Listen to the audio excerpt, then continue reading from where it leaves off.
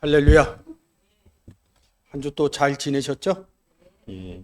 오늘 구름을 타고 누가 오신다고 그러는 거예요? 그렇죠. 인자가 오시리라. 이 구름 타고 온다는 성경의 본문은 여러 군데 있어요. 사복음서에도 있고요. 사도행전에도 있고요. 구름을 타고 오신다. 그래서 성경에서 얘기하는 구름이 무엇인지, 정말로 구름을 타고 오시는지, 그런 부분의 내용으로 여러분과 함께 이 시간 은혜를 나눠 보도록 하겠습니다. 자, 구름 타고 오신다고 그랬죠? 그러면 우리가 구름이 무엇인지 한번 보시면 좋을 것 같아요. 구름은 한번 읽어주세요. 구름은 대기 중에 수증기가 냉각되어 아주 작은 물방울이나 얼음 결정으로 응결되어 하늘에 떠 있는 집합체를 말합니다. 구름은 하늘에 떠 있는 집합체래요. 물방울이냐 얼음의 결정으로 응결돼요. 근데 비행기 타고 올라가면 구름 사이를 막 다녀요. 이 땅처럼 구름을 밟고 있을 수는 없습니다. 그런 구름의 의미인지 성경에서 얘기하는 그런 구름들을 얘기하는 건지 사진으로 보시면 보시죠. 비행기 타고 올라가면 이 구름 사이로 막 다닙니다. 근데 이 예수님도 구름을 타지만 성경에서 구름 타는 얘기가 있지만 소설 속에서도 구름 타는 내용들이 있습니다. 서유기죠. 손오공이 근두운을 타고 이동한다. 이릅니다. 그래서 이 서유기는 저 어렸을 때는 서유기를 많이 봤어요. 만화책으로요. 그래서 구름 타는 거 하면 손오공 얘기를 많이 해요. 근데 제가 신앙을 갖고 예수 그리스도를 믿으면서 주일 생활을 하면서 성경을 읽으면서 보니까 그냥 구름을 타고 오시는 인자 예수 그리스도를 얘기하고 있습니다. 내용을 몰랐을 때는 예수 그리스도가 구름 타고 온다 그냥 막연하게 지금 보시는 것처럼 손오공이 구름 타듯이 이런 부분으로 볼 수가 있는 것이죠. 그래서 저가 어렸을 때는 서유기 얘기를 많이 했는데 요즘 선엽이라는 무협소설이 있어요. 거기에 보면 이 뭐 저는 읽은 거는 아닌데 그 젊은 분들이 많이 읽으시니까 이 구름 타는 사람 해갖고 신선, 도사, 수선자 이렇게 얘기합니다. 초능력을 가졌다. 초능력 부분으로 얘기를 하죠. 근데 예수 그리스도께서 병도 많이 고치셨지만 초능력을 발휘하는 것은 거의 성경에서 저는 보지 못했어요. 그래서 사도행전 1장에서도 구름이 저를 가려 보이지 않게 한다. 구름 어디 있어요? 하늘에 있죠. 그래서 제가 요한복음 3장 13절에 인자는 하늘에서 내려오고 하늘로 올라간다 이런 의미를 했죠. 지금 보시는 것처럼 우리가 구름을 비행기처럼 타는 내용들을 얘기를 했어요. 근데 우리가 살면서 이 구름에 대한 비유적인, 은유적인, 직유적인 법이 있어요. 제가 이런 것을 좀 정리를 했습니다. 사람들이 구름처럼 모여들었다. 사람들이 구름처럼 몰려든다. 사람을 구름으로 표현한 것이죠. 그 내용들을 쭉 제가 열거해 봤습니다. 그리고 시브리서 12장 1절에 이러므로 우리에게 구름같이 둘러싼 허다한 증인들이 있으니 모든 무거운 것과 얽매이기 쉬운 죄를 벗어버리고 인내로써 우리 앞에 당한 경주를 경주하며 자축의 비유법으로 사람이 구름같이 몰려들었다. 구름처럼 모였다. 이런 비유법으로 얘기하듯이 시브리서 12장 1절에서 구름 같은 증인 이렇게 얘기합니다.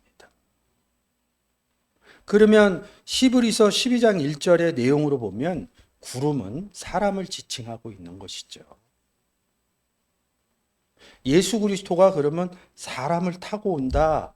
또 이렇게 해석할 수 있죠. 그것을 찬찬히 한번 보도록 하겠습니다. 이 사도행전 1장 9절에서 이렇게 써 있습니다. 한번 읽어줘 보시겠어요? 이 말씀을 마치시고 저희 보는 데서 올리워 가시니 구름이 저를 가리워 보이지 않게 하더라. 지금 보시면 한글로 얘기하면 구름이 저를 가리워서 보이지 않게 하더라. 똑같아요. 영어도 여기서 보면 out of sight 이럽니다. 근데 이 단어가 보이지 이러면 동사잖아요. 3788번 옵달모스 눈이라는 명사입니다. 여기 명사라고 표시되어 있죠. 눈이에요. 그리고 이 단어가 않게, 아니다 이런 뜻이 아니라 아포라는 전치사예요. 쉽게 얘기하면 아우투 이럽니다. 아우투, 그의 눈으로부터 저를, 이게 또 문제가 돼요. 이 단어가 여기 보면 아래라는 단어하고 라벤 해갖고 람바노 영접하다라는 뜻이에요. 저의 눈으로부터 저를 구름이 영접했다 이런 뜻입니다. 1장 8절에 성령이 임하면 이릅니다. 성령이 임하면 할 때 과거를 앞으로 성령이 임하는 게 아니라 제자들한테 얘기해 주는 것입니다. 너희는 성령이 임해져 있다. 어느 성령이? 하나님의 성령과 예수 그리스도의 성령이 너희 안에 임해져 있다. 이게 성령이 임하였다. 너희 안에. 이런 뜻이 이 사도행전 1장 9절 8절의 의미죠. 그리고 여기서 보시면 다 과거를 써요. 여기도 과거를 써요. 옛날에 일어났다. 과거적인 사건. 아오리스트 시제라고 합니다. 이 문법을 공부하는 사람들은 이 아오리스트 시제를 꼭 공부하셔야 돼요. 그 헬라어 특성 중에 하나입니다. 순간 과거적인 걸 얘기하지만 전체적인 걸 얘기한다. 이 과거의 의미가 깨달아지면 구원의 의미로 바뀌어서, 제가 10년 전에 구원을 받아서 예수 그리스도를 영접했어요. 오늘 보면 그 시점이 계속 오는, 그 10년 전서부터 오늘날까지 과거의 전체적인 구원의 과거 부분을 얘기하고 있는 것이죠. 이런 부분들이 다른 거예요. 저의 눈이 구름 안에 들어갔다 이렇게 보이시는 것입니다. 이것을 헬라 원문으로 단어상으로 알지 못하면 이게 얘기가 안 되죠. 영어나 한글이나 같으니까. 보이지 않았다. 이게 아포라는 단어입니다. 아포. 전치사. 눈이라는 단어. 찬찬히 이렇게 하면 뭐예요? 그의 눈에서 나와 그를 영접했다. 누가? 주어인 구름이 영접되어져 있다. 그러면 조금 전 보신 뭐예요? 구름같이 허다한 증인. 이 의미가 달라지는 거예요. 누가 증인을 해요? 누가? 예수 그리스도를 영접한 사람이 증인을 하는 것입니다. 우리가 요한계시록을 계속 보고 있지만 1절에서 천사가 지시하고 요한은 하나님의 말씀과 예수 그리스도를 증거했다, 증인했다, 이런 의미인 거죠. 그런 부분으로 같이 보시면 좋은 것이죠. 그래서 구름 타고 온다 그러면 이 구름이 어디 있어요? 하늘에 있죠. 누가 온다는 거예요? 인자가 온다는 것이죠. 하늘과 구름은 같은 의미에서 쓰여지고 있어요. 그래서 요한복음 3장 13절에서 하늘에서 내려온 자 곧 인자 외에는 하늘에 올라간 자가 없다. 그리고 스테판 4번에 뭐라 그래? 하늘 안에 인자가 있다. 인자, 하늘 안에 예수 그리스도가 있다. 하늘 안에, 하늘 위에 또 누가 계셔요? 하나님 아버지가 계신 것이죠. 아버지 하나는 하나다 이렇게 이야기를 하는 것이죠. 그리고 여기 보시는 것처럼 뭐야? 왜 하늘에서 내려와서 하늘로 올라간지 콜론 찍었어요. 모세가 광야에서 뱀을 든 것 같이 인자도 어디로 들린다는 소리야? 하늘로 올라간다는 소리죠. 이 부분을 연결해서 하늘에 앉힌 자들, 구원 얻은 자들, 에베소서에서 그리스도 예수 안에서 하늘에 앉힌 사건, 구원 얻어야 하늘에 앉혀진다, 이런 부분으로 연결해서 보시면 달라지겠죠. 그래서 이 네펠레라는 단어, 결론적으로 얘기하면 히브리서 12장 1절에서 구름 같은 증인, 구름을 사람으로 얘기하고 있죠. 이 의미로 접근하면서 성경에 기록되어진 내용으로 정말로 구름이 사람을 비유적으로 얘기하고 있는 것인지 그런 부분을 같이 은혜에 나눠 보도록 하겠습니다. 자, 보세요. 구름을 타고 오시리라. 누가? 앞구절에 계속 보면 예수 그리스도 증거하는 거거든요. 그래서 구름을 타고 오신다. 그래서 제가 그 기록된 밑에 문장들은 또 뒤에 가서 설명을 하겠습니다. 이 구름이라는 단어가 네포스, 네펠레라는 단어입니다. 신약에는 비슷한 단어가 없어요. 근데 이게 재밌는 게 뭐냐면 이 구름이 흑암이고 어둡다 이렇게 써 있습니다. 어둡다. 그래서 구약에는 구름이라는 단어가 우브라는 단어가 있고요. 아난이라는 단어가 있고 아라프라는 단어가 있습니다. 이 아라프라는 단어는 이 구름에서 신약 헬라어에서 나온 어둠 이런 단어하고 연결해서 보시면 좋겠습니다. 이 구름이 흑암하고 연결되어 있습니다. 그거는 본문 가서 보셔야지 왜 구름이 흑암하고 되어 있나. 구름 안에 누가 들어갔어요? 아까 사도행전으로 하면 예수 그리스도가 들어간 얘기죠. 시브리서 12장 1절에서 구름 같은 증인들 이릅니다. 뭐의 증인이에요? 예수 그리스도를 증거할 수 있는 증인이라. 예수 그리스도를 같이 있다. 예수 그리스도와 같이 있다 이런 뜻이 증인이라는 뜻입니다. 근데 구약에서 보면 이 구름에서 신약에서 헬라어에서 구름에서 암흑이라는 단어로는 잘 안 풀려요. 근데 지금 보시는 구약에서 6201번 아라프라는 단어에 이 아라프라는 단어가 뭐예요? 신명기 32장 2절에 하나님 말씀은 내리는 비유할 때 이 내린다. 비가 뭘 통해서 내려요?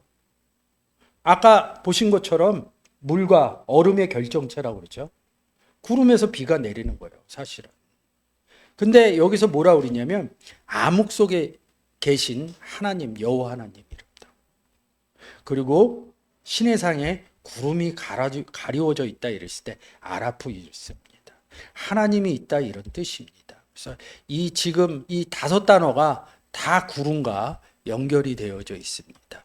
여러분들이 이 5단어로 잘 쓰여져 있는 이 구절을 성경에 기록되어져 있는 구절을 가서 보면 제가 한 얘기와 같은 생각을 가지실 겁니다. 구름이라는 단어가 이렇게 있죠. 그래서 이 구름이라는 단어가 사람이다 이렇게 얘기할 때 제가 성경적인 보는 단어의 특성이 있어요. 지금 영이라는 푸니마라는 단어, 그리고 나우스 성전이라는 단어, 그리고 빛이라는 포스라는 단어. 하나님은 빛이다. 예수 그리스도는 세상의 빛이니. 그리고 구원 얻은 너희는 세상의 빛이다. 단어의 속성입니다. 성경에서 얘기하는 비유적인 단어의 속성입니다. 성전도 하나님과 어린 양이 성전이다. 그리고 예수 그리스도가 자기 육체된 성전. 그리고 우리가 예수 그리스도 안에 대해서 우리가 성전 안에 들어가서 예수 그리스도 안에 들어가서 우리가 성전된 것이죠. 그래서 우리가 하나님의 성전이 된 것입니다. 이 구름도 이런 의미하고 같아요. 셋이 하나님과 예수 그리스도와 구원 얻은 내가 함께 있다. 이런 부분을 생각하셔야 돼요. 이 단어의 속성입니다. 구름을 얘기해 주면서. 그러면 우리가 왜 빛이 됐어요? 빛이신 예수 그리스도를 영접해서 우리가 빛이 되신 것이죠. 그래서 우리가 빛이신 예수 그리스도 안에 들어갔더니 빛이신 하나님이 있었던 것입니다. 그래서 이런 내용들을 볼 때 요한복음 10장 30절에 아버지와 나는 하나다. 이런 성경의 구절이 잘 알아지셔야 지금 빛이나 성전 얘기할 때 그 의미를 은혜롭게 깨달을 수 있습니다. 그래서 제가 좀 표현을 했습니다. 어떻게 영접했어요? 독생자를 주셔서. 그래서 요한복음 1장 12절에 독생자를 줘서 우리가 예수 그리스도를 영접했습니다. 그래서 하나님의 자녀가 되는 권세를 주셨죠. 그래서 여기서 보는 아버지 하나는 하나다. 이 구절을 잘 가지고 있어야 요한복음 14장 6절이 이해될 수 있죠. 나로 말미암지 않고는 아버지께로 올 자가 없는 것이죠. 지금 요한복음 3장 16절이나 1장 12절은 우리 입장에서 얘기를 한 것이고요. 요한복음 14장 6절은 예수 그리스도와 하나님 입장에서 기록되어져 있는 것입니다. 그래서 우리가 예수 그리스도를 영접했는데 성경에서는 그리스도 예수 안에서 이런 내용들이 더 많다고 제가 말씀을 드렸습니다. 그래서 아버지께로 들어가서 함께 있는 것이죠. 그래서 요한복음 14장 20절에 그날에는 내가 아버지 안에 너희가 내 안에 내가 너희 안에 있는 것을 너희가 알리라. 아버지와 예수 그리스도와 구원 얻은 내가 함께 있다 이런 뜻이죠. 그래서 우리가 마태복음 1장에 임마누엘이라 하나님이 우리 예수 그리스도와 나와 함께 계시다. 셋이서 함께 있다. 이 의미를 얘기하는 것이죠. 다나의 속성과 왜 셋이 하나 돼 있느냐? 어떻게 해서 셋이서 하나가 돼 있느냐? 예수 그리스도를 영접해서 이 예수 그리스도는 하나님과 하나 되어져 있어서 이런 것들을 성경적인 의미로 순차적으로 아셔야 하나님이 온다, 하나님께로 간다, 이런 우리가 막연하게 성경을 모르는 상태에서 그런 의미로 얘기를 하지 않겠죠. 예수 그리스도를 영접하는 순간 하나님 나라가 이루어진 것입니다. 그래서 누가복음에서 뭐라고 그래요? 하나님 나라가 어디 있습니까? 하나님 나라 누가 통치해요? 하나님 통치하죠. 여기 있다 저기 있다 말하지 않는다. 하나님 나라는 너희 속에 있느니라. 하나님 나라가 너희 속에 있으려면 어떻게 해야 돼요? 독생자를 받아서 영접을 해야 됩니다. 그래서 하나님과 예수 그리스도와 함께 임마누엘 되어져야 하나님 나라가 되신 것입니다. 그러면 하나님 나라가 되어져 있는 사람은 이 땅에서 어떻게 살아가는 것이냐? 지금 제가 이렇게 요한복음 15장의 내용 갖고 얘기를 했죠. 하나님과 예수님과 가진 우리가 왜 있느냐? 복음을 전하기 위해서, 열매를 만들어내기 위해서. 그러면 제가 나가서 예수님 믿으세요 이렇게 얘기할 때 제가 얘기하는 구절로도 고린도후서 2장에 제가 예수 믿으세요 하는 내용을 하나님과 그리스도 안에서 하나님 앞에서 말하노라. 임마누엘 되어진 상태에서 가진 구원받은 사람이 복음 전할 때 얘기를 쓴 것입니다. 근데 원론적으로 뭐라고 그래요? 농부인 아버지가 너희 속에서 말씀하신 자, 농부인 아버지 성령이시라. 이런 내용들이 성경적으로 보여지셔야 성경에서 일반적으로 우리가 삶에서 생활상에서 쓰는 언어의 논법으로 보지 않는다는 것이죠. 또 고린도후서 13장에서 뭐라고 해요? 그리스도께서 내 안에서 가지 안에서 말씀하시는 증거를 이럽니다. 근데 실질적으로 우리가 삶에서 얘기할 때는 가진 구원받은 사람이 얘기하는 것이죠. 왜 임마누엘 되어져 있고 왜 이 말하는 부분까지 얘기를 하고 있을까요? 자, 이렇게 우리는 농부인 아버지 성령과 예수 그리스도 성령과 포도나무인 가진 우리가 셋이 돼 있어서 뭐를 해요? 하나님이 세상을 이처럼 사랑하사 저희가 독생자를 주는 거예요. 근데 앞에서 뭐라 그래요? 아버지가 말씀하신다. 예수 그리스도가 내 안에서 말씀해 준 거를 하신다. 우리가 그리스도 안에서와 하나님 안에서 말씀해 준 거를 하신다. 그러면 지금 제가 독생자를 영접하지 않은 사람에게 줬어요. 누가 준 거야? 하나님이 내 안에서 너희 속에서 말씀하신다. 이런 논리법들이 풀어지는 것입니다. 그래서 요한복음 이 15장의 내용을 잘 아셔야 돼요. 14장 20절에 그날에는 이렇게 얘기하면서 말씀하시는 것이죠. 성령 아버지가 가지 속에서 말씀하신다. 하나님이 세상을 이처럼 사랑한 독생자를 주신다.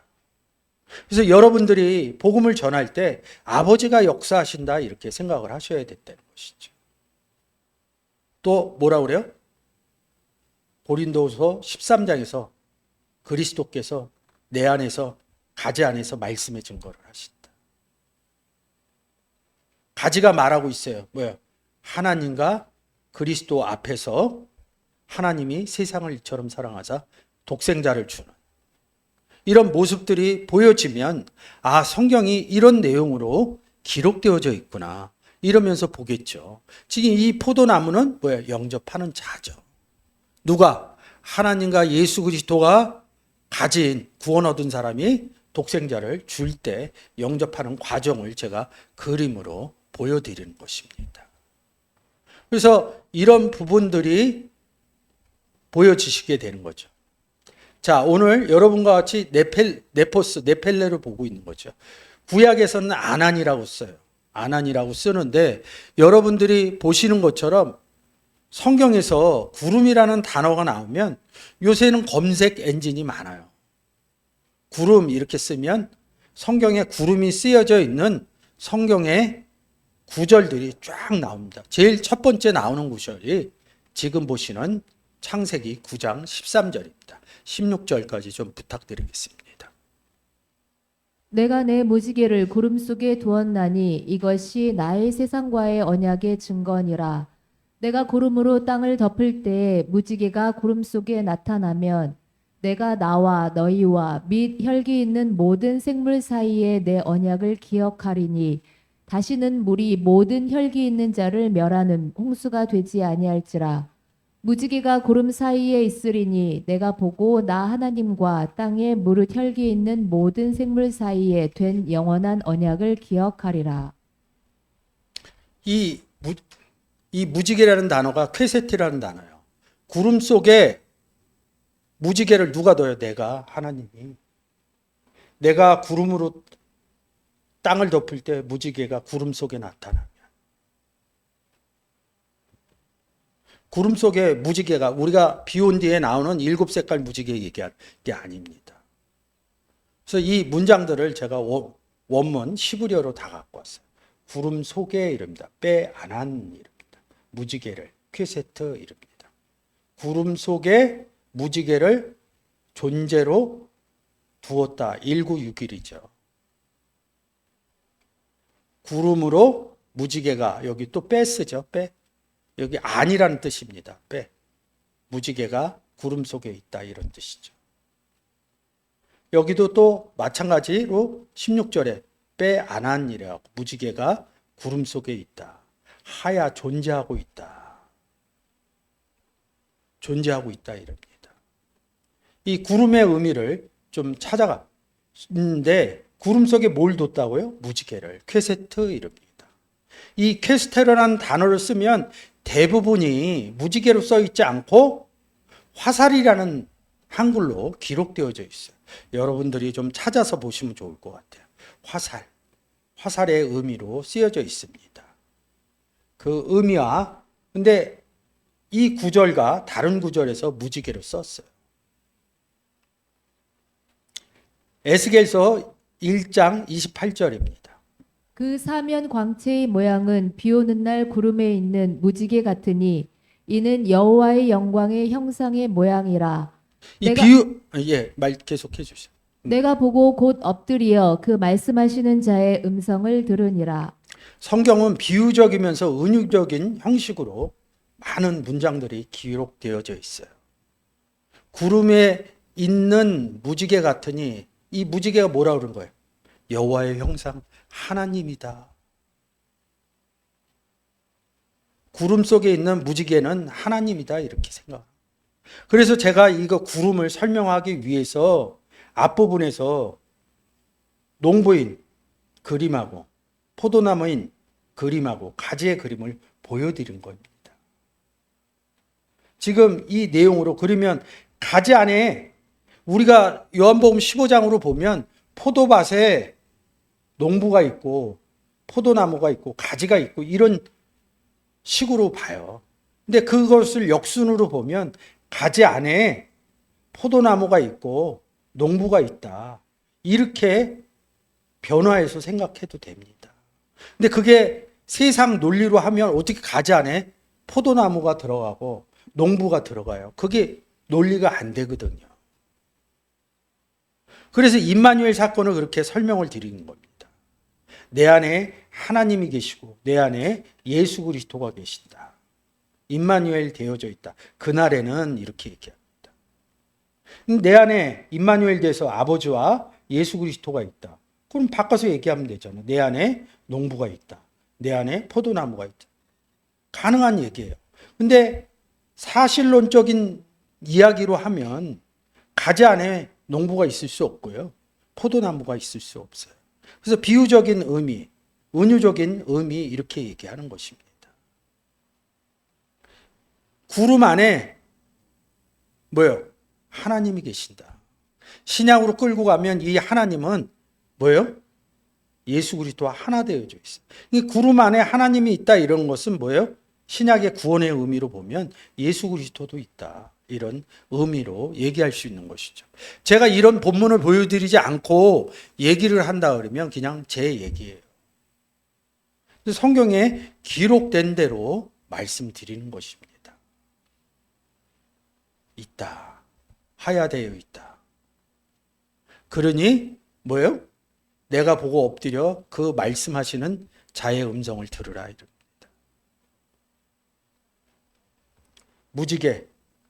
무지개를 둘 때도 예수 그리스도가 말해서 둡니다. 하나님이 말해서 두고요. 그래서 이 하야라는 의미도 좀 보고 갈게요. 이 하야라는 의미입니다. 이 하야라는 의미에서 아까 창세기 9장에서 있으리라 무지개가 있으리라 이렇게 하야되잖아요. 이 하야라는 단어에서 여러분들이 잘 아는 예호바, 엘로힘, 예호바, 여호와 이 단어가 나와요. 그래서 예수 그리스도가 여호와가 뭐라 그래요? 출애굽기에서 나는 스스로 존재하는 자이니라. 그리고 이 하야라는 단어가 그리스도 예수 안에 들어간 인명적인 계보적인 사람들의 내용들이 쭉 들어가 있는 것입니다. 제가 인이라고 이렇게 썼죠. 인명이 이렇게 많이 들어가 있어요. 신약으로 가면 에임이라는 동사입니다. 나는 스스로 존재한다. 어디 안에? 구름 안에 존재한다 이런 뜻입니다.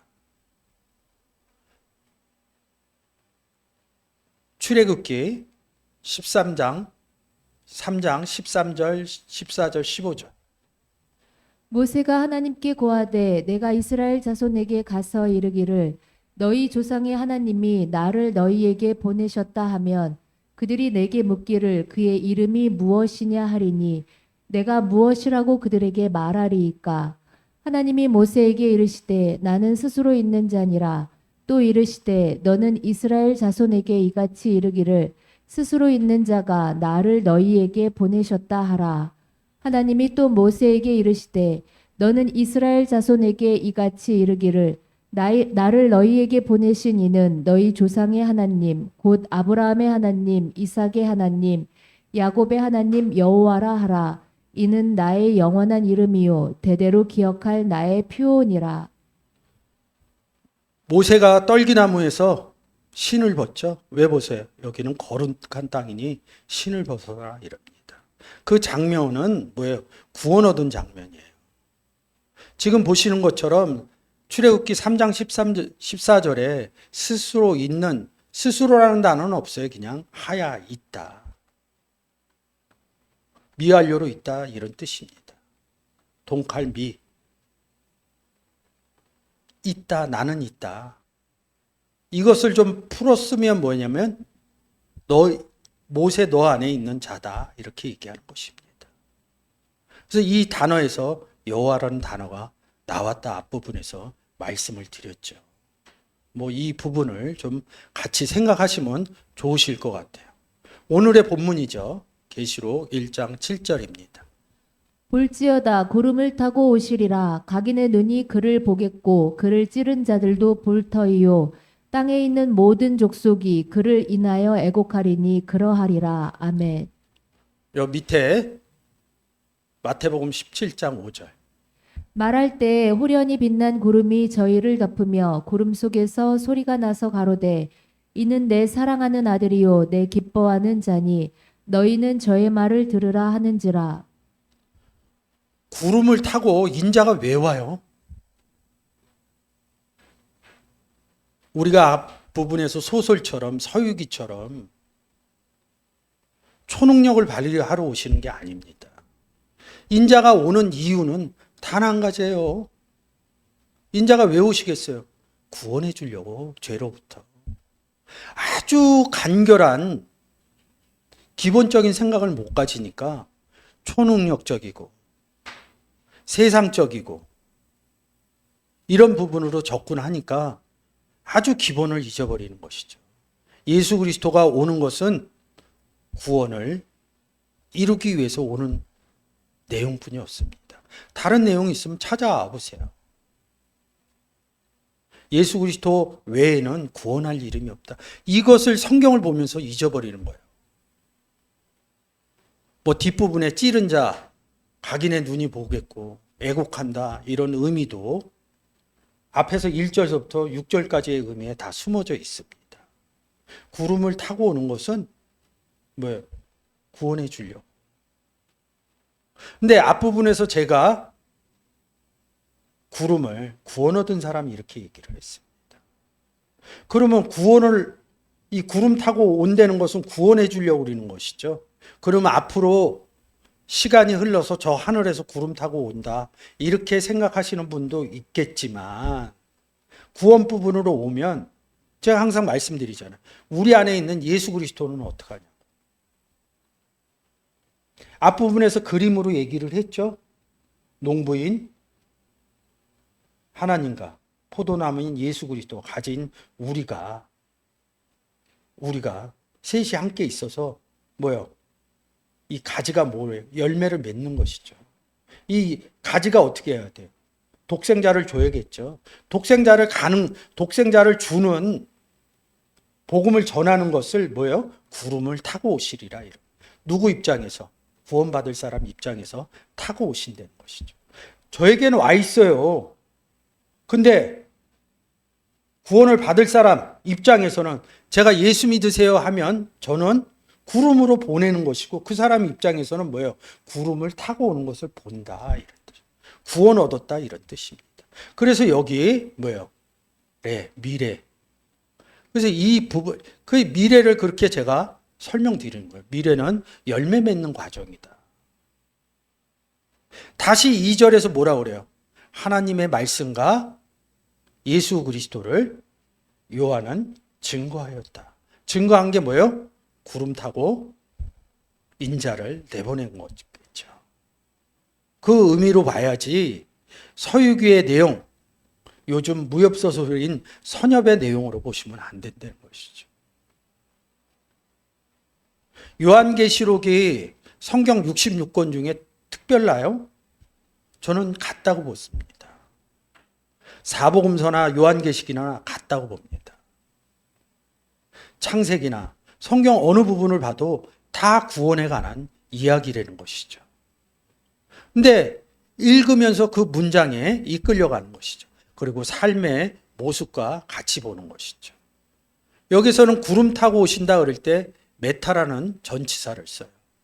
구름 타고 할 때 제가 좀 정리를 해봤습니다. 마태복음 24장 30절에 뭐예요? 인자가 구름을 타고 근데 뭐예요? 에피라는 전치사를 씁니다. 같은 26장이죠. 여기도 근데 인자가 구름 타고 이런데 여기에서 뭐라 그래요? 하늘 구름 타고. 여기 인자라고 그러고 여기는 하늘이라고. 그러면 이게 다르다고 본다. 인자 어디 계셔요? 하늘에 계신다. 인자만 하늘에 계셔요? 하나님도 하늘에 있다. 성경은 여러 각도에서 많은 것을 생각해야 이 성경의 내용들이 풀려지게 됩니다.